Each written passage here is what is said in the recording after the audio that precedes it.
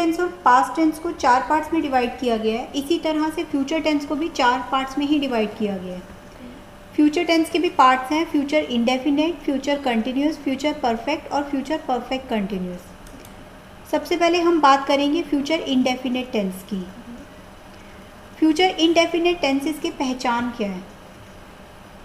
जैसे अब मैं घर जाऊंगा, आज वह स्कूल नहीं जाएगी, क्या पुलिस चोर का पीछा करेगी, ये सब है सिंपल सेंटेंसेस। इसे फ्यूचर इंडेफिनेट टेंस कहा गया है। इसमें टाइम की एग्जैक्ट बात नहीं की गई, लेकिन एक हिंट दे दिया गया है कि ये टेंस फ्यूचर का है। जैसे अब मैं घर जाऊंगा, इसमें सिर्फ इतनी सी बात हुई है कि अब मैं घर जाऊंगा, एक एग्जैक्ट टाइम नहीं बताया गया कि किस टाइम जाएगा वो। आज वह स्कूल नहीं जाएगी, ये भी क्या है? Future indefinite tense. क्या पुलिस चोर का पीछा करेगी, ये भी फ्यूचर इंडेफिनेट टेंस है। इस तरह से फ्यूचर इंडेफिनेट टेंसेस के सेंटेंसेस पहचाने जाते हैं। इसके बाद हम बात करते हैं फ्यूचर इंडेफिनेट टेंस के रूल की। फ्यूचर इंडेफिनेट टेंस का रूल है सब्जेक्ट प्लस विल या शैल प्लस वर्ब की फर्स्ट फॉर्म। सबसे पहले सब्जेक्ट, उसके बाद विल या शैल। विल कहाँ आएगा और शैल कहाँ आएगा, इसके कुछ अपने रूल्स हैं। ये रूल्स भी हम धीरे धीरे सीखेंगे। इसके बाद आता है वर्ब की फर्स्ट फॉर्म। तो बहुत सिंपल है, जिस तरह से प्रेजेंट इंडेफिनेट टेंस में वर्ब की फर्स्ट फॉर्म आई थी, इसी तरह से फ्यूचर इंडेफिनेट टेंस में भी वर्ब की फर्स्ट फॉर्म ही आएगी। तो इसके सेंटेंसेस स्टार्ट करते हैं। सबसे पहला सेंटेंस है अब मैं घर जाऊंगा। सबसे पहले हम अपना रूल देखेंगे। रूल है हमारा subject plus will shell plus verb की फर्स्ट फॉर्म। हम दोबारा से इस सेंटेंस पर आएंगे और रूल के अकॉर्डिंग हमारा सेंटेंस क्या बनेगा? सबसे पहले सब्जेक्ट। सब्जेक्ट क्या है? काम करने वाला। काम कौन कर रहा है? मैं। लेकिन उससे भी पहले एक वर्ड दिया गया है अब। अब का मतलब नाउ। तो हम सेंटेंस कहाँ से स्टार्ट करेंगे? अब से। अब की इंग्लिश होती है नाउ। तो नाउ, इसके बाद है सब्जेक्ट। सब्जेक्ट है काम करने वाला। काम कौन कर रहा है? मैं की इंग्लिश आई।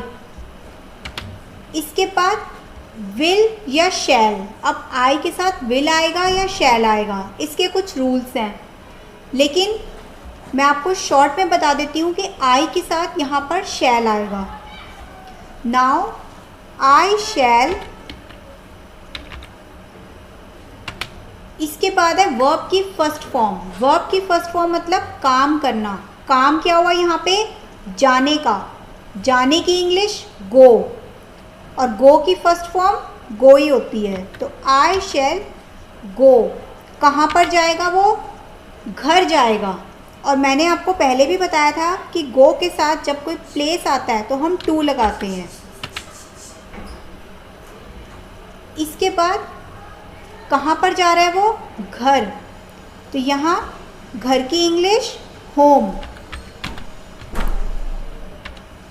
बहुत ही सिंपल है, एक बार फिर से समझते हैं। सबसे पहले रूल के अकॉर्डिंग सब्जेक्ट काम करने वाला है आई। इसके बाद विल या शैल, आई के साथ शैल लगेगा। वर्ब की फर्स्ट फॉर्म। वर्ब मतलब काम करना। काम क्या हुआ? जाने का। तो गो के साथ हमेशा टू, और कहाँ जाएगा वो? घर जाएगा। बहुत ही सिंपल सा है। इसके बाद नेक्स्ट सेंटेंस देखते हैं।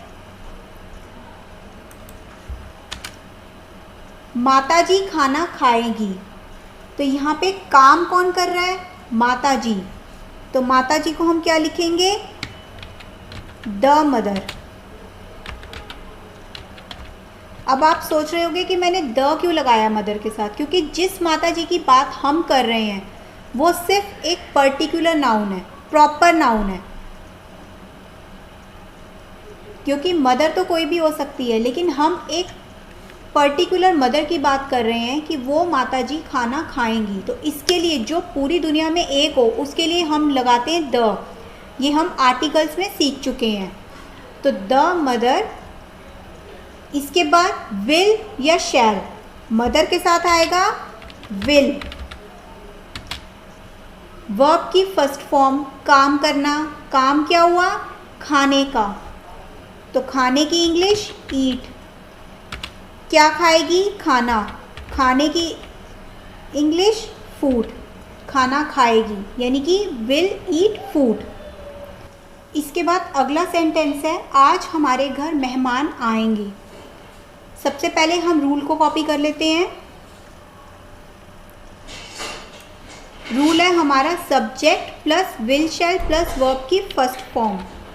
तो यहाँ हम रूल लिख लेंगे। सबसे पहले सेंटेंस करते हैं, आज हमारे घर मेहमान आएंगे। जिस तरह सबसे पहले हमने नाउ लिखा, इसी तरह से इस सेंटेंस में भी हम सबसे पहले आज की इंग्लिश लिखेंगे। तो आज की इंग्लिश टुडे। इसके बाद है हमारे घर मेहमान आएंगे। अब यहाँ पे सब्जेक्ट क्या है, आज हमारे घर मेहमान आएंगे। काम कौन करेगा, मेहमान, क्योंकि काम होगा आने का, और आने का काम कौन करेगा, मेहमान। तो मेहमान की इंग्लिश गेस्ट। तो यहाँ लिखेंगे टुडे द गेस्ट।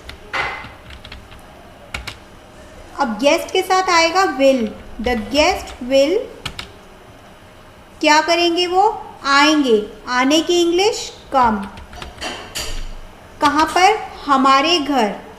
जिस तरह गो के साथ टू आता है, इसी तरह से कम के साथ भी टू आएगा। कहाँ पर आएंगे, कम टू हमारे घर, हमारे की इंग्लिश आवर, और यहाँ पे होम। बहुत ही सिंपल है, एक बार फिर से देखते हैं। सबसे पहले आज की इंग्लिश टुडे, इसके बाद सब्जेक्ट, सब्जेक्ट है काम करने वाला, काम कौन करेगा, मेहमान, क्योंकि आने का काम तो मेहमान करेंगे। तो मेहमान की इंग्लिश द गेस्ट। गेस्ट के साथ विल, काम होगा आने का, वर्ब की फर्स्ट फॉर्म कम। कहाँ पर आएंगे, हमारे घर, तो टू आर होम। इस तरह से सेंटेंसेस बनाए जाते हैं फ्यूचर टेंस के। इसके बाद नेक्स्ट सेंटेंस देखते हैं, लड़के मैदान में हॉकी खेलेंगे। तो सबसे पहले हम फॉर्मूला लिखेंगे यहाँ पे, ताकि आपको आसानी से समझ आ जाए। फॉर्मूले के हिसाब से सबसे पहले सब्जेक्ट, फिर विल शैल, फिर वर्ब की फर्स्ट फॉर्म। तो सब्जेक्ट है काम करने वाला, लड़के मैदान में हॉकी खेलेंगे। आप सेंटेंस को जितना रीड करेंगे उतनी बार आपको सेंटेंस आसानी से समझ आएगा और उतनी जल्दी आप इंग्लिश बना पाएंगे। तो काम कौन कर रहा है यहाँ पे, लड़के, क्योंकि खेलने का काम हो रहा है और काम कर रहा है लड़के। तो लड़के की इंग्लिश बॉयज़, क्योंकि एक नहीं है तो क्या आ जाएगा, बॉयज़। तो यहाँ पे द बॉयज़। मैंने आपको पहले भी बताया कि द हमेशा उन चीज़ों के साथ आता है जो प्रॉपर नाउन होते हैं, क्योंकि जिन लड़कों की बात हम कर रहे हैं वो लड़के प्रॉपर नाउन है। लड़के तो कोई भी हो सकते हैं, लेकिन हम एक पर्टिकुलर बॉयज़ की बात कर रहे हैं कि वो ही कुछ लड़के हैं जो मैदान में हॉकी खेल रहे हैं। तो इनके साथ आएगा द बॉयज़। बॉयज़ के साथ आएगा विल, वर्ब की फर्स्ट फॉर्म, काम हो रहा है खेलने का, खेलने की इंग्लिश प्ले। क्या खेलेंगे, हॉकी। तो यहाँ पे हॉकी लिखेंगे। कहाँ खेलेंगे, मैदान में, तो इन द प्लेग्राउंड। इसके बाद नेक्स्ट सेंटेंस देखते हैं, लड़कियां कक्षा में गाना गाएंगी। अब यहाँ पे काम क्या हो रहा है, गाने का, और कौन कर रहा है काम, लड़कियां। तो लड़कियां हुई सब्जेक्ट। तो फिर से द गर्ल्स, गर्ल्स के साथ आएगा विल, काम कर रही है वो गाने का, तो सिंग अ सॉन्ग। मैंने आपको पहले भी बताया था हमेशा से सॉन्ग से पहले अ आता है, क्योंकि गाना गाने का काम, तो एक गाना गाएंगी लड़कियां, चाहे बहुत सारी है लेकिन वो गाना एक ही गाएंगी, तो विल सिंग अ सॉन्ग। कहाँ पर? इन द क्लासरूम, कक्षा में, तो इसे हम लिखेंगे इन द क्लासरूम। एक बार फिर से समझते हैं इस सेंटेंस को भी। The girls will sing a song in the classroom. लड़कियां काम करने वाली, सब्जेक्ट, तो इसलिए द गर्ल्स, गर्ल्स के साथ आएगा विल, रूल के अकॉर्डिंग विल या शैल आता है, तो इसके साथ विल आएगा। काम हुआ गाना गाने का, गाने की इंग्लिश सिंग, और क्या गा रही है? गाना, अ सॉन्ग। कहाँ पे? इन द क्लासरूम, क्लासरूम में गाना गाएंगी। तो फ्यूचर टेंस के सेंटेंसेस करने से हमें ये पता चला कि फ्यूचर टेंस के सेंटेंसेस वो होते हैं जो फ्यूचर में होंगे, जो अभी हुए नहीं हैं लेकिन उस काम को किया जाएगा, वो होते हैं फ्यूचर टेंस के सेंटेंसेस। और फ्यूचर इंडेफिनिट टेंस के जो सिंपल सेंटेंसेस होते हैं। ये तो थे फ्यूचर इंडेफिनिट टेंस के एसर्टिव सेंटेंसेस। नेक्स्ट क्लास में हम नेगेटिव सेंटेंसेस की बात करेंगे। Don't ask me questions 'cause I'm tired of confessing, and I know that